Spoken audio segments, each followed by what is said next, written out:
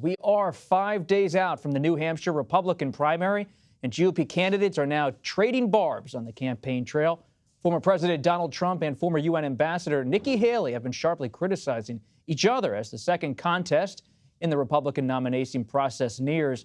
Florida Governor Ron DeSantis turning his sights to South Carolina, where he's now moving a majority of his campaign staff. CBS News political correspondent Caitlin Huey-Burns joins us now from Manchester, New Hampshire, home of my favorite, the Red Arrow Diner. Caitlin, great to have you back reporting for us on the campaign trail. What are voters telling you about the candidates today?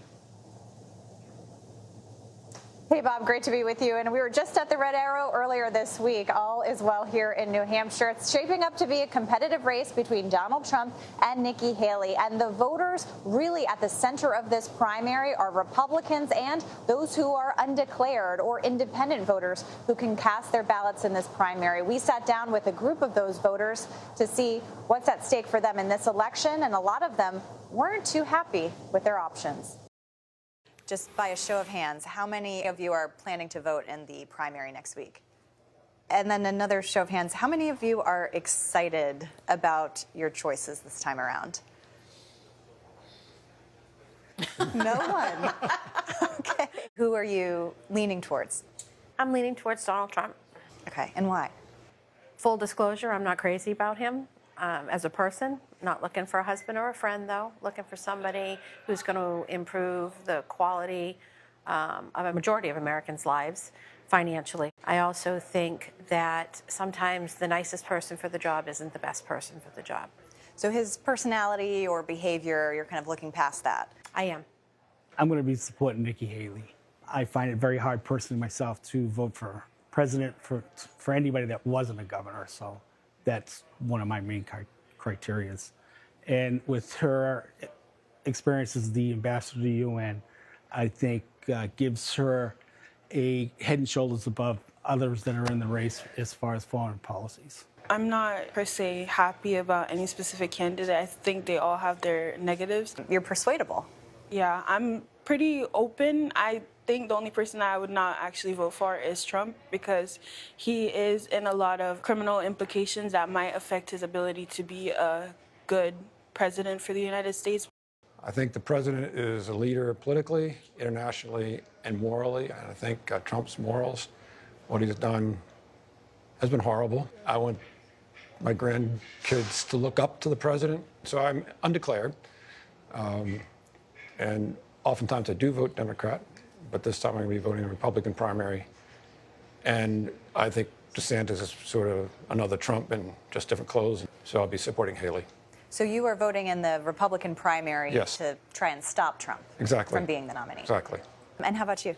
I cast a vote for the same reason you toss a penny in a fountain to make a wish. I know that when you do cast a vote, I look at it as more of like an exercise of free speech. In the end, once they get in the office, they all govern the same. There's very little difference. So let's talk about Trump for a little bit, just because New Hampshire is a place that kind of gave Trump his start. If you think about it, in 2016, he won the primary. He's here again. He's leading in all of the polls. What is it about New Hampshire that you think is favorable to him at one point? If you go back to even for the last time he ran, there was two things that I said back then. Is one, you never underestimate the stupidity of the American voter. And we all thought Donald Trump would just phase out. However, he was in the news cycle so much, so often, every day, his popularity grew. And now we have a candidate we can't get rid of. I see Trump as a populist. So he's obviously only going to say and do things that are going to get him elected. Granted, he's definitely not a perfect person. He's, but what politician is a perfect person? I mean, Debbie, that's kind of what you were saying, right? You're not looking for the perfect. I just want to reiterate that don't underestimate my intelligence. I'm not a stupid person. I'm actually quite well educated. I am voting for Donald Trump because I saw he's the only one that I think is going to change the complete mess we have in Washington right now. He's an outsider, and the simple fact that he's hated and there is so much pressure being put on him legally, I believe it's all politically motivated. It's so interesting because he is referred to as an outsider. Absolutely. But he was president for 4 years, but you still consider him to be an outsider. Washington is a swamp. Going into this election, did you consider any of the other candidates? I really liked the way Ron DeSantis handled COVID in Florida. I love his policies that he's put in place with the education and the transgender stuff that he's put in place. I would have liked to have seen him, but he just doesn't have the numbers. So he would have been my second choice. Nikki Haley seems like a lovely lady. I just do not think she has the strength, the fortitude to resist, I think, what happens in Washington behind closed doors. DeSantis is not campaigning here as heavily. If he were to drop out of the race, would that impact how you're thinking? It wouldn't change my vote, but the political calculation here is if DeSantis leaves, a lot of those voters will go vote for Trump. And Bruce, you are supporting Nikki Haley. Do you agree with that? We know what 4 years of Trump is. Some people think it was good. Some people, like me, think it was a horror show. I fear for our country. I fear for our democracy. Nikki Haley, I'm not an enthusiastic supporter of necessarily. It's more like who's left standing that I can vote for. Let's talk about immigration. Is it a concern for you all? I don't think either party has come up with a good immigration policy. Over the course of Biden's presidency, the numbers are staggering. No one wants to hear about women and children escaping, evil regimes. No one wants to hear about drownings in the Rio Grande. It's very emotionally compelling. It is not fiscally feasible. We have people in our own country that need help, and we're not helping them. Are you all thinking about foreign policy? Yes. I think it comes to the forefront before election every time. And you're someone who served. Yes. How does your service kind of inform how you're thinking about this? I was able to see the fraud, waste, and abuse from the inside. For me, it's the lesser of two evils when it comes to Ukraine. Send them what they need, as long as it's not an American soldier. But let's kind of take a step back and kind of tell me about how you feel about the direction of the country right now in a word or two. I think we're treading water. I think we've lost our moral compass. I think we're upside down. It's a mess, like economically. Like I could buy a bottle of juice, for example, or like a soda for like $1.50 maybe. You could go in there now and it's $3.50. Have any of you had to kind of change your behavior or your spending habits because of the economy? Yeah. I don't go out to eat as much. I have a budget at the grocery store now. Sure. I used to just be like, oh, make a list, go to the grocery store, get what we need. Now it's like, oh, if we go over this much, then we got to take some stuff off of it because, we don't have as much money as we used to. It doesn't buy as much as we used to be able to buy. What do you think it means to be an American?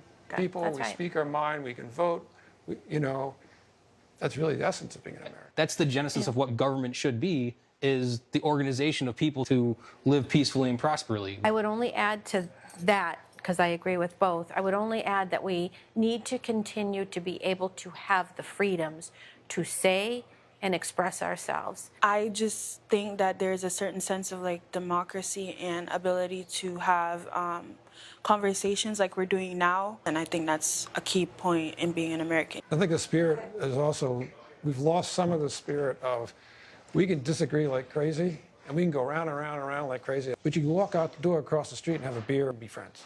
Sure. We've lost that in our government, and what we're doing here is a step in the right direction. Maybe you all can have a beer here. I think we're gonna.